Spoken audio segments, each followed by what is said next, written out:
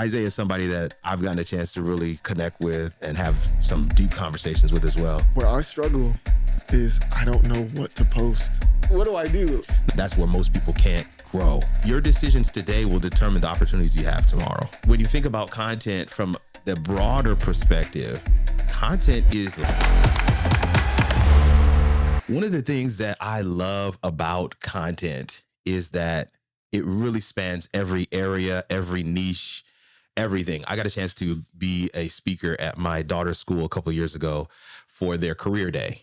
And so career day for a bunch of 5th, 6th graders.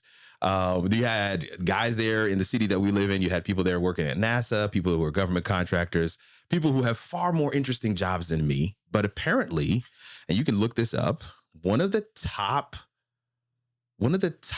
declared majors or desired fields of interest for kids for that age group is YouTube. And so when the media director at the school was like, oh, your dad does YouTube, can he come and speak for career day? I was like, okay, bet, let's do it.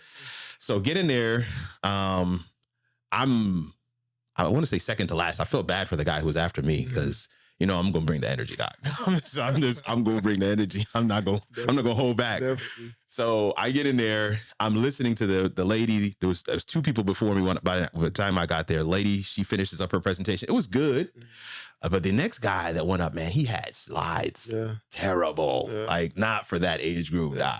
And he's showing them all this. I mean, this stuff that he does for his job on a regular basis, it's mad interesting. But not for that age group. Just the demographic, you kind of missing the boat. So from there, I was just kind of like, I really hope that what I'm sharing is not going to disrupt. But anyway, he finishes. And like I said, it was interesting to me, but I'm an adult. So I get up there and I'm going with high energy. So I'm like, yeah, let's go. What y'all doing today? I'm yelling at these kids. I've got more energy than them, but they're matching me. So the more energy I put out, the more. And so these teachers are just like, oh, thank God. Thank God somebody came with some energy. So I was like, all right, my name is Kirk Nugent and I am a YouTuber. I want to share with you 3 things you could do to be a successful YouTuber. These kids are like, yeah. So this hand goes up in the middle of, because they're all sitting on the floor in front of me. We're in kind of like the library area. His hand goes up. I'm like, all right. Let me get my 3. I only got 3 points. I only have 7 minutes. I only got 3 points. So this girl is gonna ask a question. I'm like, I'm not taking time for you to ask your question now. Just wait till the Q&A part. And I'm like, no, we're not doing Q&A. And she is just like wiggling this hand. I'm like, determined. And I was like, okay, all right. So I figured I'll set the stage. I'm like, okay, we're gonna take her question, but we're not taking anybody else's. Okay, are we okay? And everybody says yes. So I'm like, okay, what's your question? I'm thinking, hopefully we can move this along. Yeah. We can do this quick. So she's like, aren't you my pastor?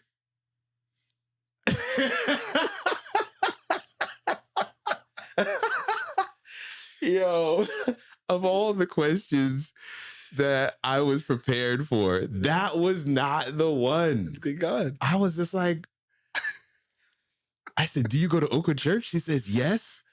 I said, well, then, yes, I am your pastor. And now I'm looking because the adults in the room are like, oh, I thought this guy said he was a YouTuber. And then she follows it up with a second question before I could get into she's like, so how are you a YouTuber and a pastor? And I was like, this is what the Lord will do. Because that question kind of just brought everything together. And I was like, because YouTube isn't a career by itself. You can be a YouTuber and a pastor. You could be a YouTuber and a teacher. In fact, that's the best way to be a YouTuber. You can be a YouTuber and an entertainer. You could be a YouTuber and a dancer, YouTuber and a rapper.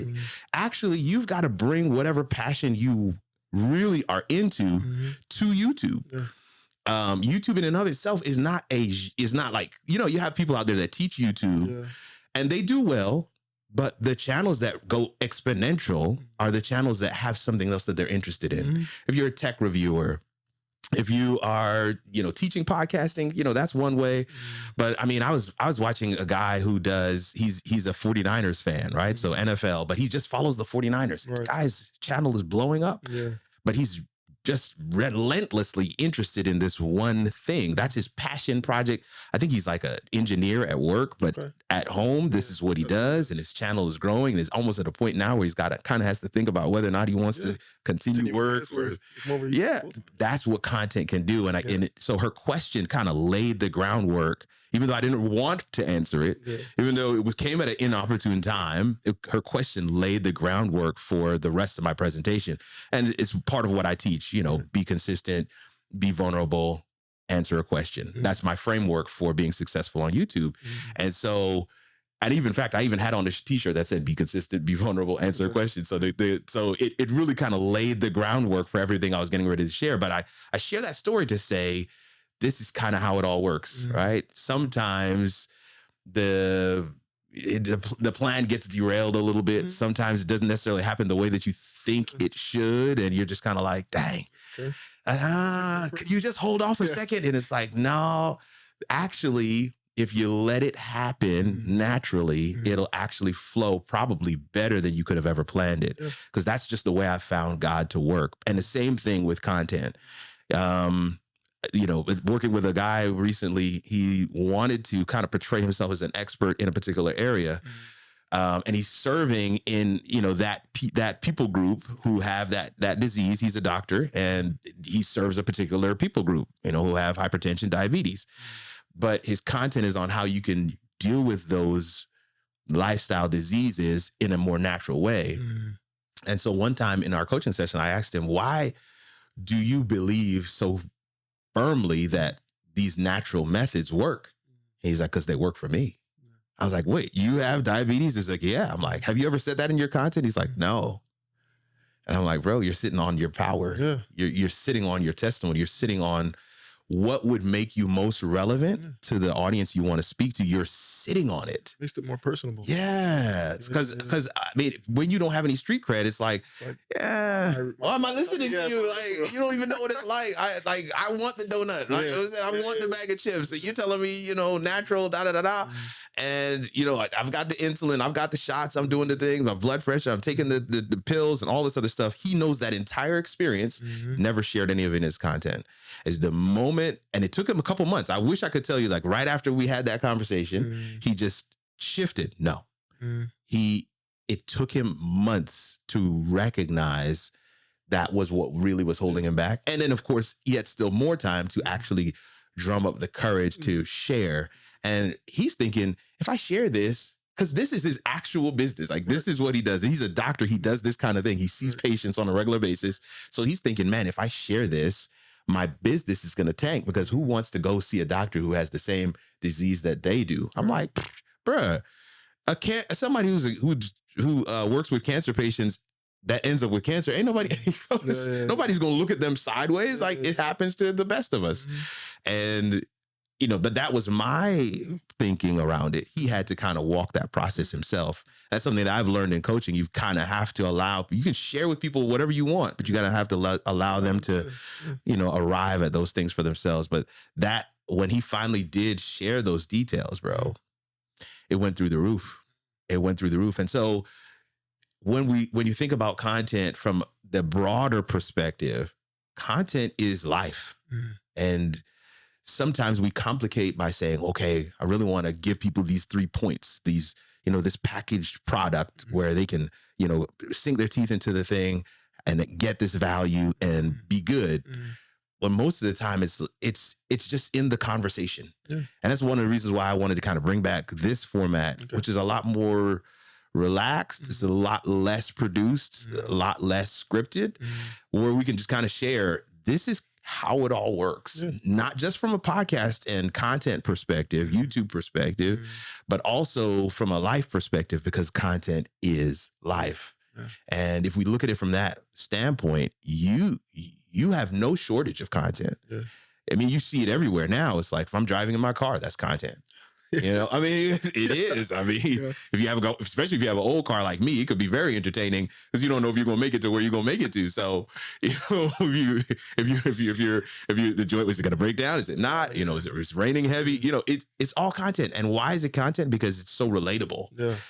Who doesn't know what it's like to be driving and not certain, okay, where am I turning next? That kind of thing.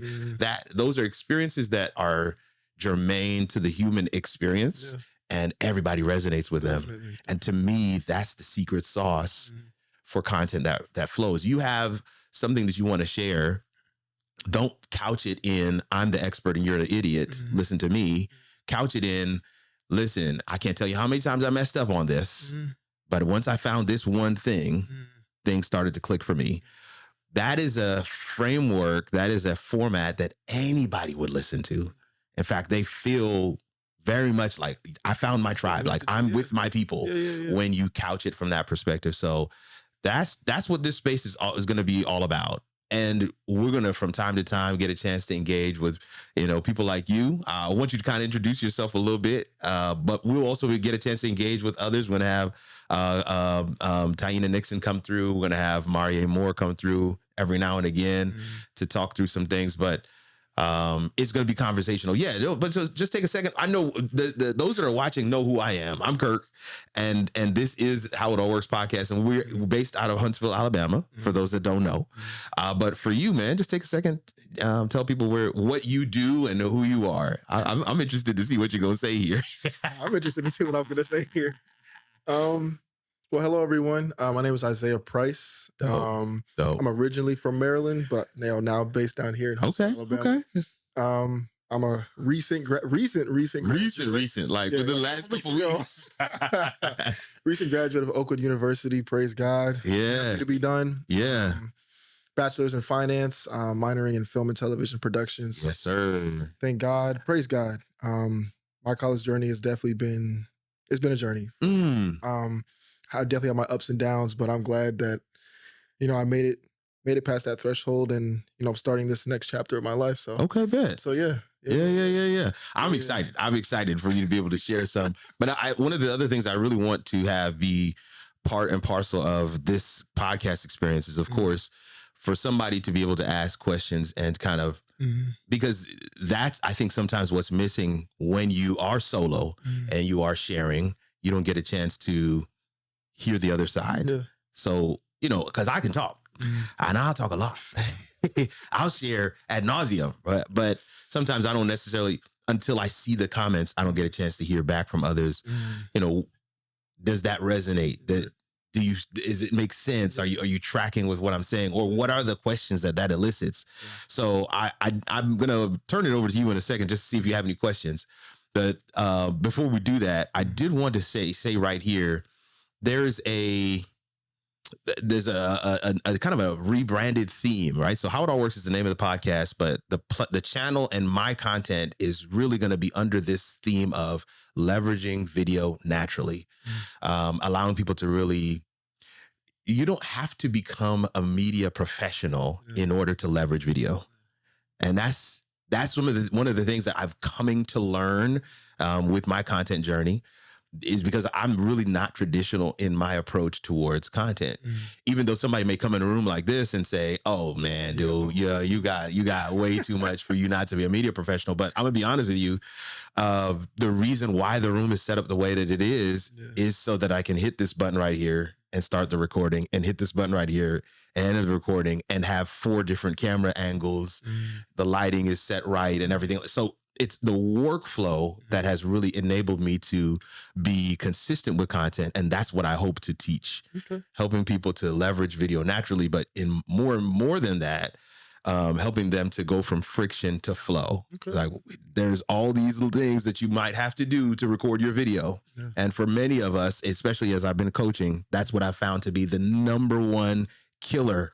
When people go on that hiatus, when they stop putting content out, because it's like, I have to do all this stuff. I got to get the camera right. I get the lighting right. I got the mic right. And if you have to do all that every single time, it's such a huge hurdle. And so one of the things I've been teaching is these workflows and these studios setups that allow for it to just kind of be there. And streamline that process. Streamline the process. Yeah. So talk to me, man. What you got? I'm interested to see, even as he's saying this, if you are in the Huntsville area and you're watching this podcast and you're like, man, I would love to come and ask a couple of questions. Yo, drop an email, info@howitallworks.com. We'd love to be able to have you come through and ask a couple of questions because I think that's going to make this space even better. But yeah, go ahead. Okay. Yeah. Well, yeah, I guess I should start with this. So I guess I'll set the stage before I guess. Yeah, please do. Please do. A couple of weeks before graduation, I went out to brunch with my parents. Of course, I'm approaching graduation, trying to find a job, what post-grad is going to look like. Right.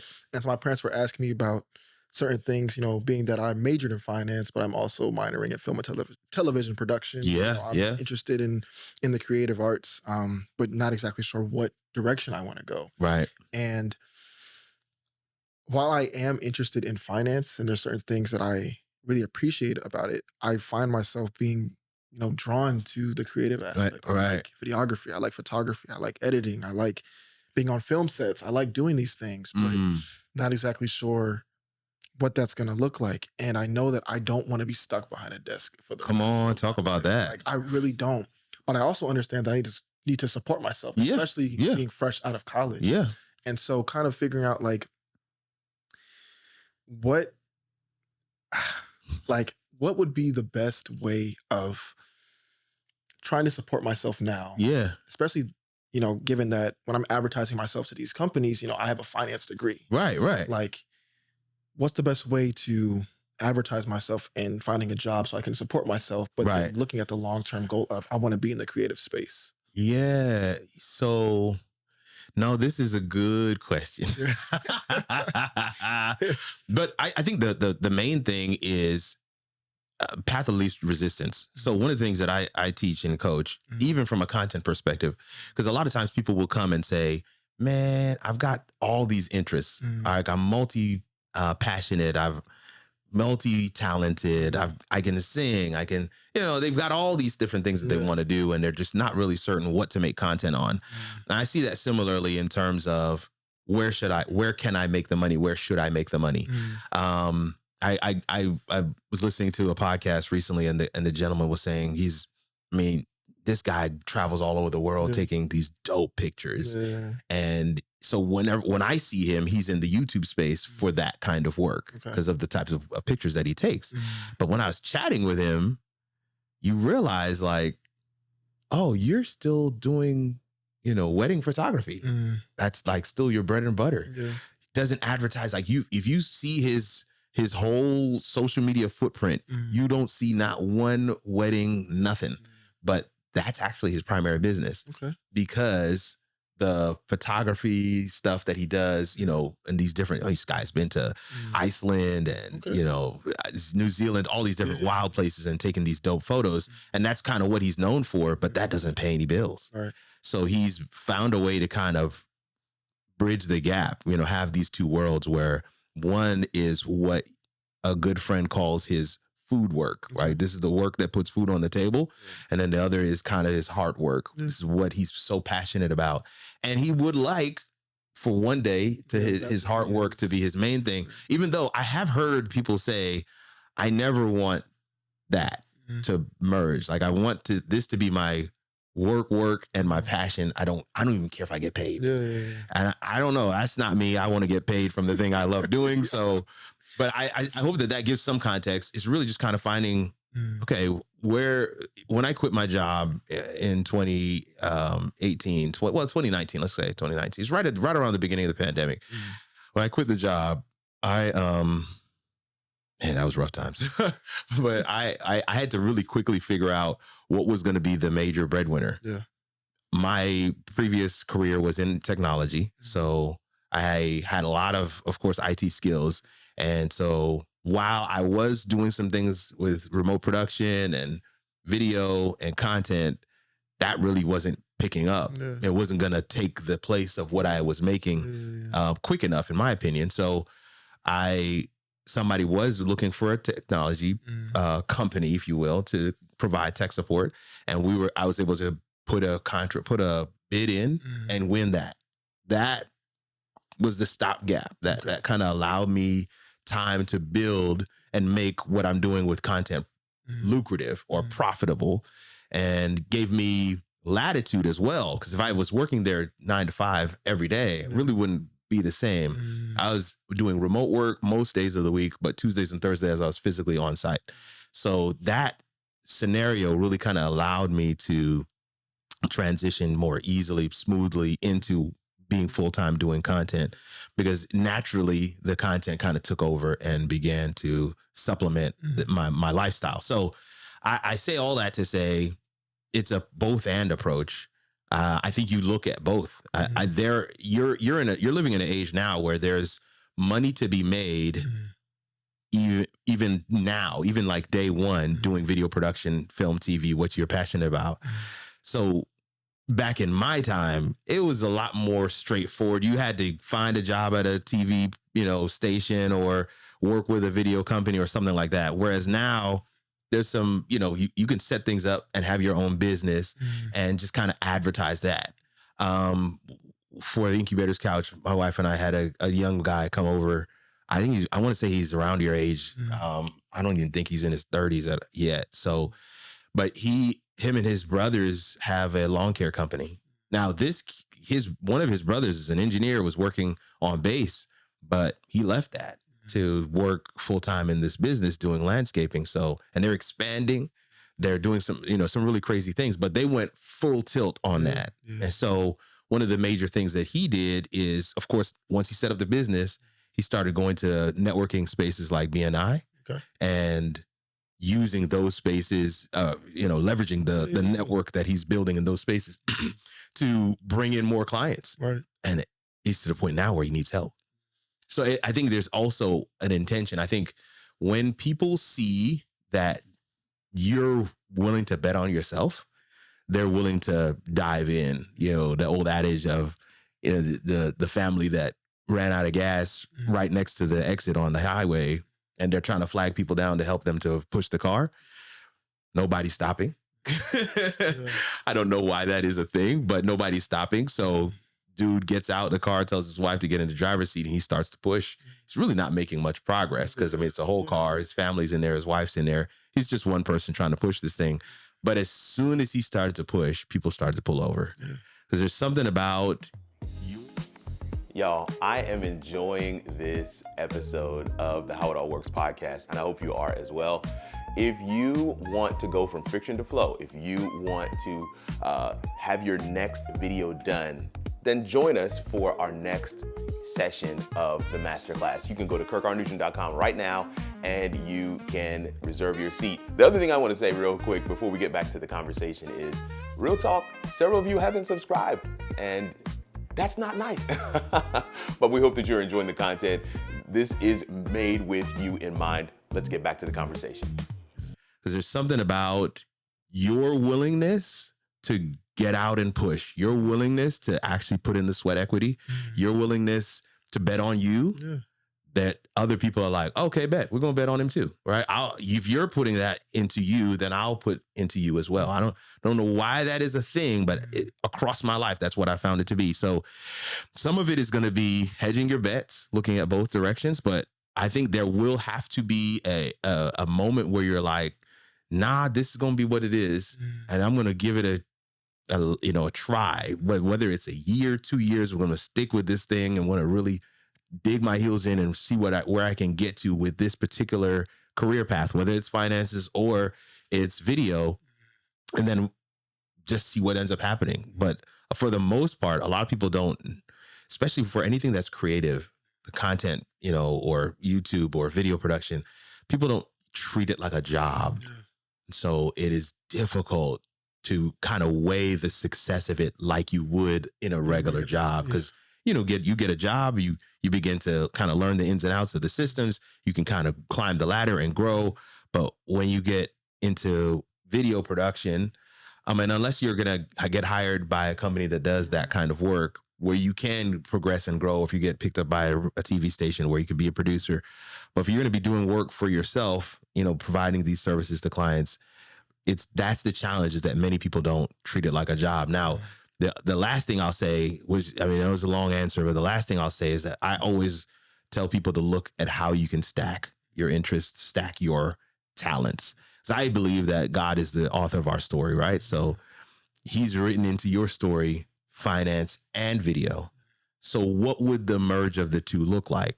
Because I think that gives you a leg up. So if somebody's graduating tomorrow with a film and television degree, and then you're sitting next to them with both finance and film and television, I feel like you have more of a benefit because I just firmly believe that understanding money and understanding accounting, understanding finances is the most critical skill set that entrepreneurs and content creators need. We lack this. This is why people are getting taken advantage of. You're making all this money, and then come tax time, you're just like, whoa, like I made some major mistakes. And so I really believe there's something to be said for even that side of it as well, kind of merging those two.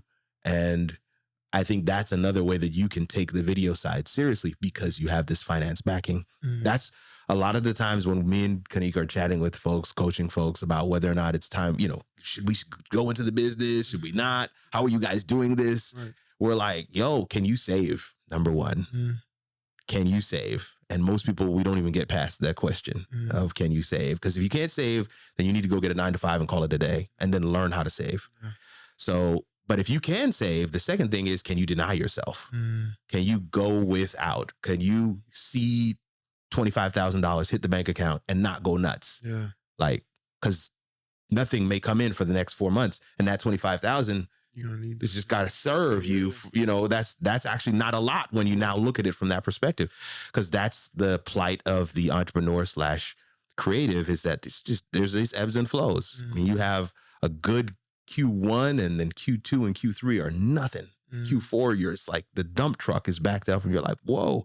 But what are you doing in those seasons of feast will determine how you live in the seasons of famine. And that's where most people can't necessarily grow. So they use the money like as if it's a paycheck and more is going to come in tomorrow. And it's like, no, you got to develop that muscle of saving, number one, and develop that muscle of delayed gratification and or denying yourself. So those are the major ones that we always ask people. And if they can tell us, oh, yeah, absolutely. We save. Like I made the joke earlier about the fact that we have old cars. That's intentional. That's not. They're both in very good working condition, but that's intentional. We don't want a car payment because we don't have 9-to-5 jobs. So we want to make sure that we can control the monthly output that we are required. Right. So right now it's really just mortgage. That's it. I mean, utilities and whatever, but we don't have loans. We try, you know what I'm saying? So, and that's where a lot of people, when you start asking them those kinds of questions, they're like, I got 2 car payments. Credit cards are all max, and so it's like, oh, guy, you need to go ahead and stay working for the man and then save, clear that up, and then maybe you'll be able to make that transition. It's a stewardship principle there as well. Your opportunities are your decisions today will determine the opportunities you have tomorrow. So if you can't deny yourself, and this is what I'm saying, it's like it's across the board. It's not a principle just for you or for this one particular scenario. Anybody that's listening, if you are not in the habit or practice of delaying your like I'm looking at we just crossed, we're about to cross, I should say, we're 10 subscribers away from 11,000 subscribers, right? Okay. So congrats. We have said to ourselves, when we get there, we can celebrate this way. Right. But we got to wait. Yeah. You see what I'm saying? Like, it's a practiced, a practiced muscle that you're working on in order to build that into the rest of your life as well. So hopefully that gives you some bones to chew on, because man, it's a tough decision. Yeah. You got to balance that thing out. I wish I could tell you, no, just do this. But I would also hasten to add, man, whatever God is saying too, bro. Like, yeah. I was on a call with a guy, and he's made it very clear to me many times before. He's like, I can't believe that we work so well together and you're a believer and I'm not. Yeah. All right. So we're on this call and he's like, okay, but Kirk, what would I do here? What would I do here? And I was like, bro, I'm gonna be honest with you. This is the point of the coaching call where I would say, what is the Lord saying? Right. And he was like, for real? I'm like, yeah, this is the point where we need to kind of, get in the closet, you know what I'm saying, and figure out what God is saying. And to my shock, your boy was like, all right, well, let's do it. I was like, whoa, I thought you said he's like, listen, if that's what you do, let's go, because I don't know what to do right now. Right. And if you're saying that's what you normally do, then let's go. That's awesome. Man. And so, it's mind blowing, but I don't want to discount that. I don't want to discredit that. I think there is I think there's a reason why you are drawn towards video. I think there's a calling there as well. Maybe it's not in this immediate season, or maybe it is. I don't know. But whatever that is, I do believe God's going to give you clarity and settle you. Like, you'll have peace around that decision when you ultimately decide on which way to go, or if there's a hybrid approach that you're going to employ. So hopefully that's good, bro. Yeah, I appreciate that. Thank you. Thank you. Hey, man.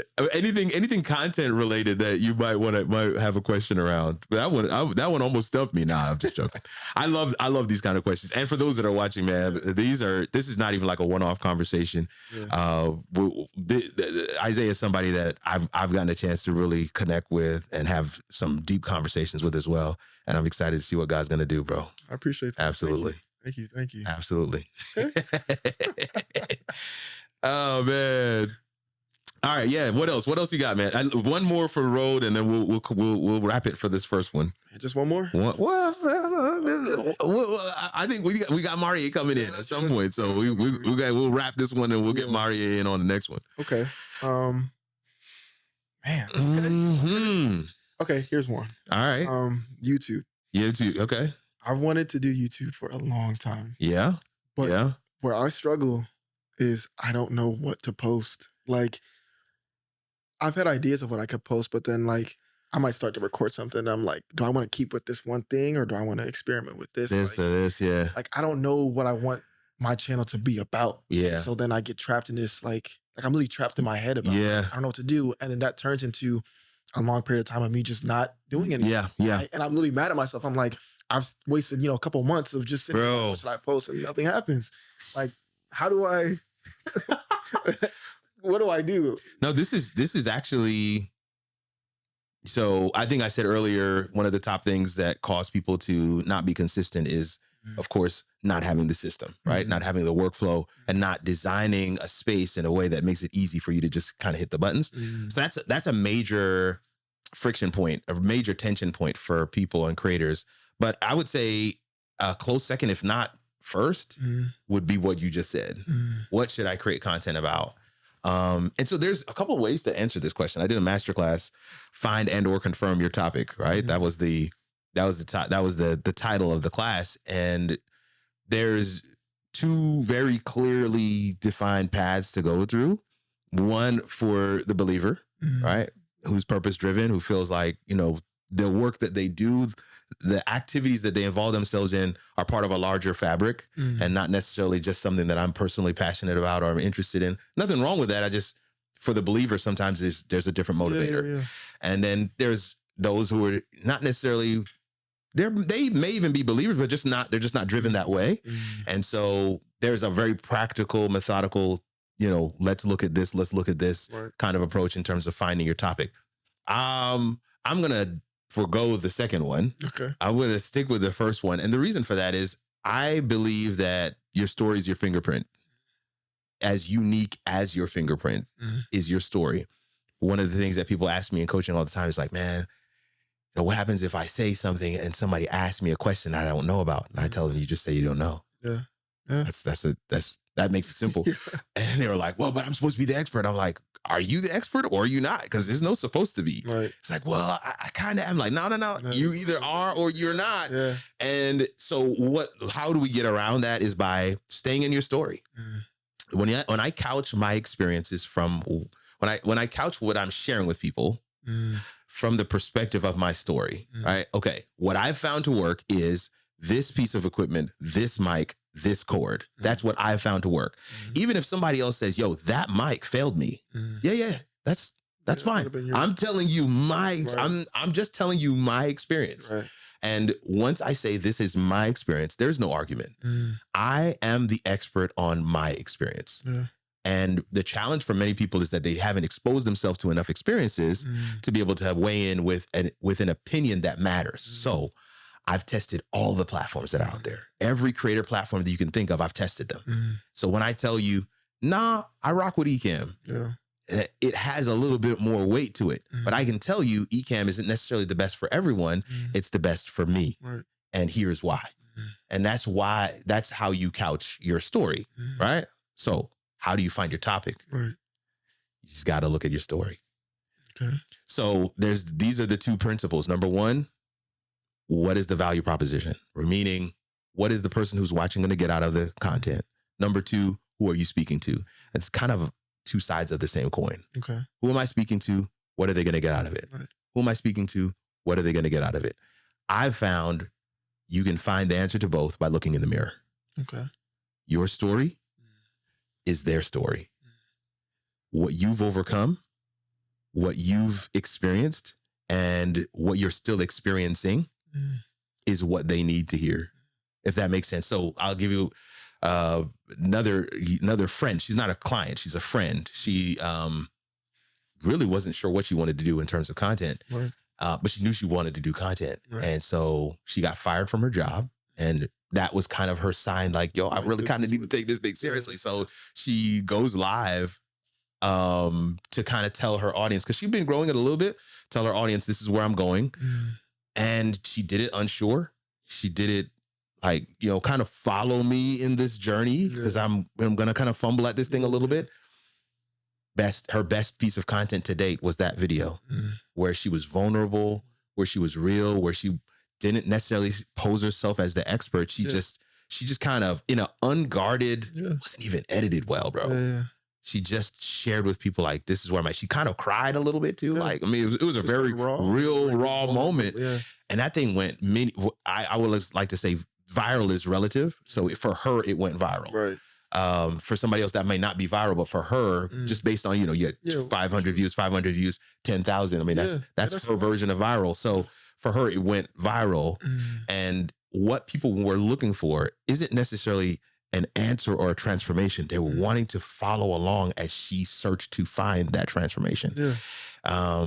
So even like I said with the guy earlier, and he's a doctor and he treats these diseases, right. And he creates content on how to do it naturally, but he doesn't want to share his own story. He was kind of taking all the power out of his story because he didn't have any street cred. Your story gives you street cred. And so the answer to the question is actually flip back on you to say, what's in your story? What are the things that you've experienced that nobody else has experienced? So I go through this process with people where we answer a litany of questions.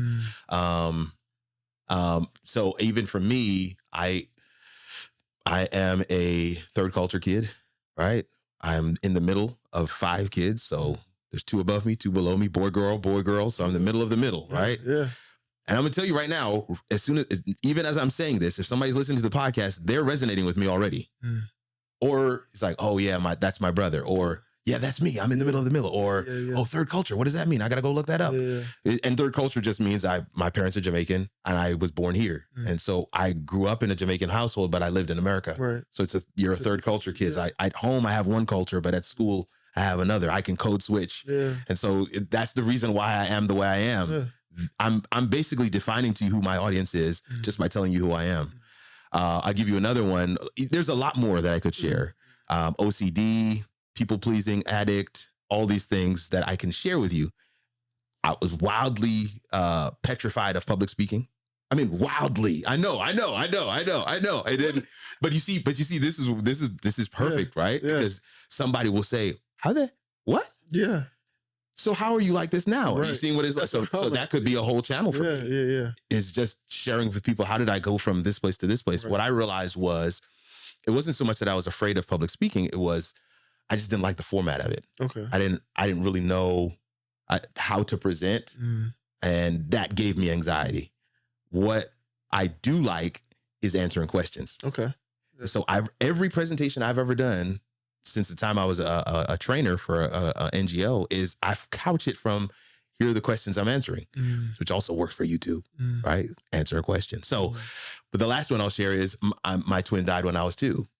And you would be surprised how many people, when we went to New Zealand last year, and I shared this in one of the talks I gave, and there was a line of people waiting to talk with me afterwards who also had twins who also died. It resonates with the audience. There is a connection that is made that you won't find any other way. And all you're trying to do now is help them to figure out what that transformation point is. Whatever it is, your story will help them to, because if you've overcome. So I've got a friend of mine he does content on Alcoholics Anonymous. His whole channel is unlisted. You can't find it because the content is only made for those who have the struggle. Right. But the content has thousands, hundreds of thousands of views. Yeah. And all he does, he goes around, he interviews those who have the struggle. Yeah. And it's one tip on how not to drink today. And why does it resonate? Because he's still in the struggle. Like, you're never not an alcoholic. You know what I'm saying? Like, you could be sober for years. Just takes one drink. Yeah, it doesn't take you down. Exactly. And so, but if you don't know that struggle, you don't know that struggle. Yeah. And so it resonates. So that's part of his story. But it took him a long time to be comfortable to share that this is part of my story. Another person, I don't want to name him, but a well-known pastor who was very public with his struggle with pornography. Yeah. Put it out there for the world to know. And it was like, whoa. Yeah. But that one move has created an entire movement for him. It is actually his life's purpose. Is his content, his business plan. You know what I'm saying? Like the group coaching he does is all about helping men win in the things that matter. That's his tagline. And so your story, it's the undefeated champion of helping people to figure out what should I create content on, is interrogating your story. What are the transformation points that you've experienced? How can you document those processes so other people can experience those transformations as well? Okay. Thank you, bro. I appreciate it. That was a good one. I always like that one. People always ask me, what should I talk about? Yeah. It's your story. Yeah, it's your story. Your target audience, it's you. It's you. People resonate. Like I cannot even begin. White ladies from the UK will resonate with me when I say certain things, because they're just like, you are me, I am you. Yeah. But it's nothing to do with skin, nothing to do with ethnicity. Humans have a way of connecting once we start sharing our stories. Yeah. So it's the ultimate cheat code. And I've seen it work time and time and time again. So much so, like, one guy, I had him answer these questions, and he was down the road of creating content for a good bit. And he was just kind of like, dang, I feel like I missed the boat. Yeah. Because these questions are kind of bringing to mind this process that I probably could have taken people through. So, but yeah, man. The other thing, the last thing I'll say on this piece, as we wrap, is you're younger. So there's still a lot of living to do. Yeah. And one of the things I like to say to all my mentees is you've got to collect experiences. Like you collect playing cards. You got to collect experiences, because those experiences later on down the line will be what you infuse in your content and infuse in your stories. Yeah. So yeah, that's probably it, bro. Awesome. Man, it's dope, man. So yeah. Hey, for those that are watching, man, thank you so much for tuning in for the How It All Works podcast. My guy, Isaiah Price on the pod today. Yes, sir. Yes. We had a good one, and we're gonna see y'all in the next one. Definitely. Later.